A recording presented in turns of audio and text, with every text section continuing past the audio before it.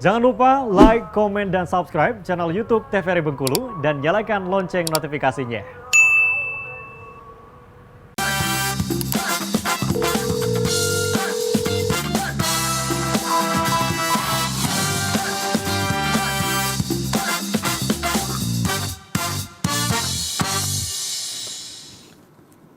Assalamualaikum warahmatullahi wabarakatuh. Halo pemirsa, bagaimana kabarnya hari ini? Semoga selalu sehat dan tetap bersemangat.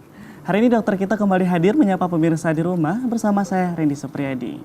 Pemirsa di rumah, hari ini kita bakal membahas mengenai penyakit tuberkulosis atau TBC.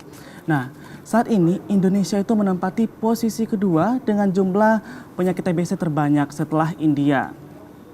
Jumlah kasus TBC ini pada tahun 2022 kemarin terdapat sebanyak 717.941 kasus dengan penemuan TBC sebesar 74%.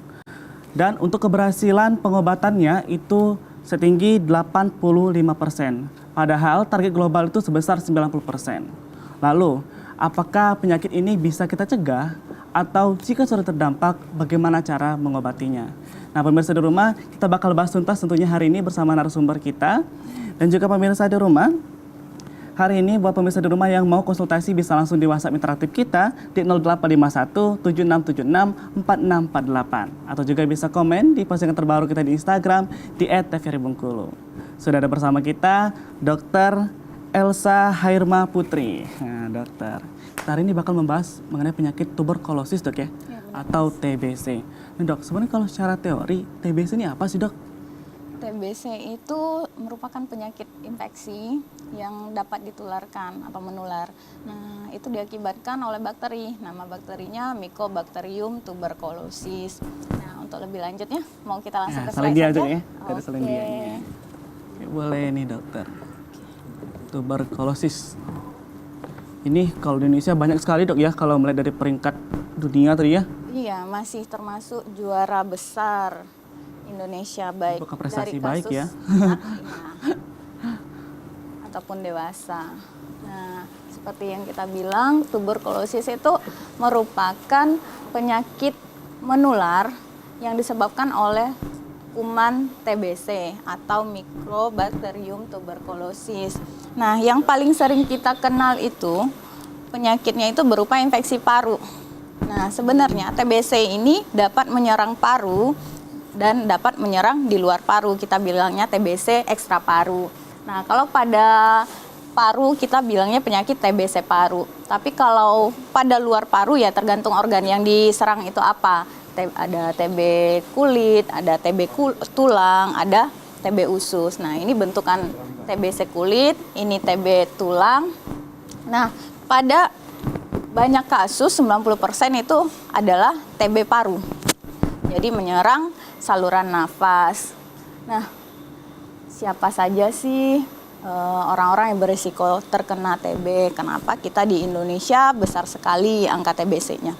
Nah, pertama itu perilaku merokok, ya.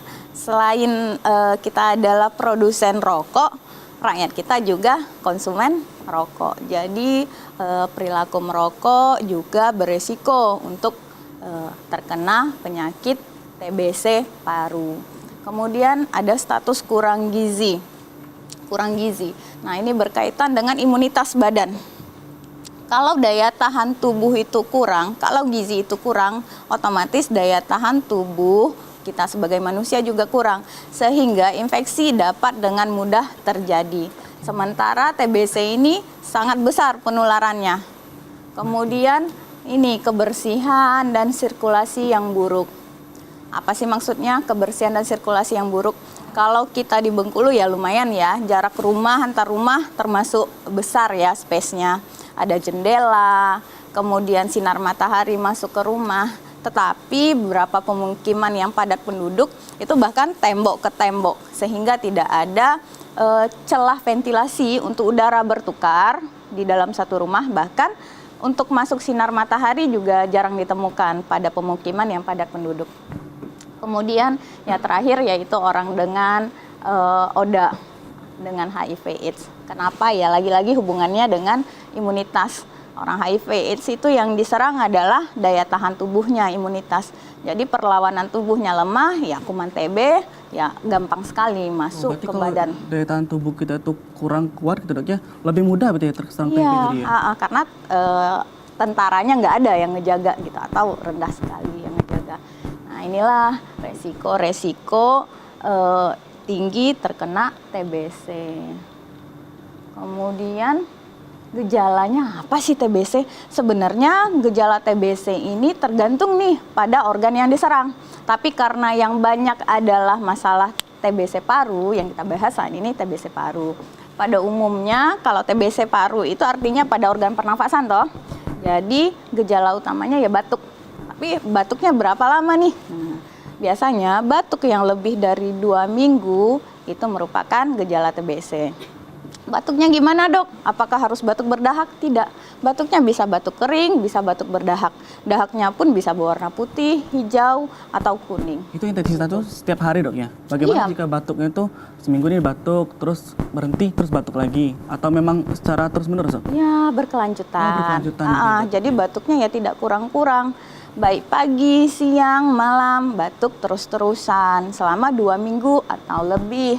Lalu dok, ada gejala apa lagi? Ada yang namanya gejala,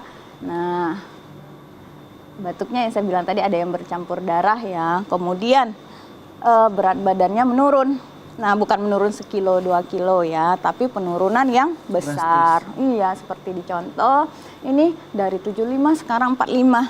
Jadi perawakannya ya dari berisi jadi kurang. Atau pada anak, TBC juga pada anak ya, berat badannya tidak naik-naik malah begitu. Sementara pada anak itu setiap bulannya harus tambah. Iya. Kemudian suhunya itu berkepanjangan, demam berkepanjangan. Tapi tidak pernah tinggi. Demamnya itu sumeng-sumeng, angat-angat saja. Oh tidak tinggi drastis Tidak tinggi. di 30-an gitu dok ya? Tidak. Jarang sekali di atas 38, suhunya itu 37,6, 37,8. Jarang sekali yang 38 ke atas. Kemudian, ada sesak nafas dan nyeri dada. Ini jika memang ada infeksi lebih lanjut. Kemudian, nih nafsu makannya akan menurun. Malas saja bawaannya. Apa-apa tidak enak, mual.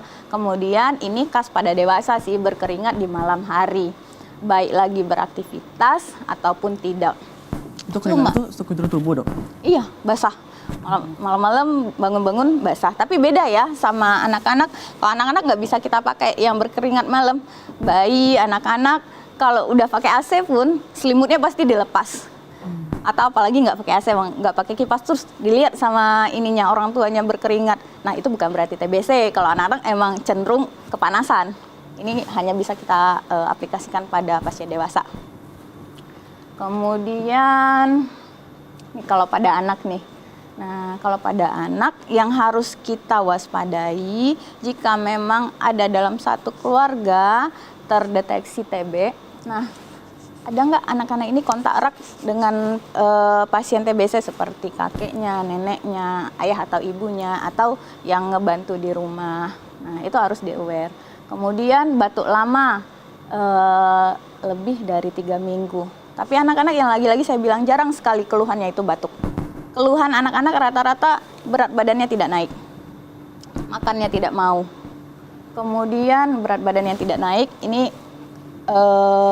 turun khas gitu sekali. Iya, ada yang tidak naik malah turun. Begitu. Padahal udah dibenerin nih, udah konsultasi gizi, udah dibenerin asupannya bagaimana. Udah dibenerin juga tidurnya, tapi tidak naik-naik juga. Harus aware dengan TB. Cara aware-nya gimana? Ya konsultasi ke dokter anak. Begitu. Jadi kalau anak-anak tuh nggak batuk dok ya? Jarang sekali batuk. Ada beberapa yang batuk, tapi jarang sekali ditemui batuk. Beberapa kasus itu banyaknya ke berat badan. Tidak naik di berat badan. Cuman kalau anak itu ada tabelnya, ada scoring TBC-nya. Beda sekali sama dewasa kalau anak.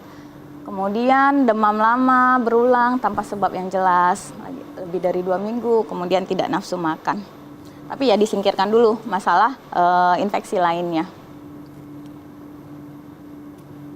Nah, ini ada pada beberapa kasus terdapat pembesaran kelenjar getah bening. Biasanya diraba, Dok, ini di leher anak saya kok ada benjolan begitu, atau di keteknya ada benjolan begitu. Nah, padahal dia nggak demam, padahal dia lagi nggak sakit begitu. Itu berlangsung 2 minggu atau lebih.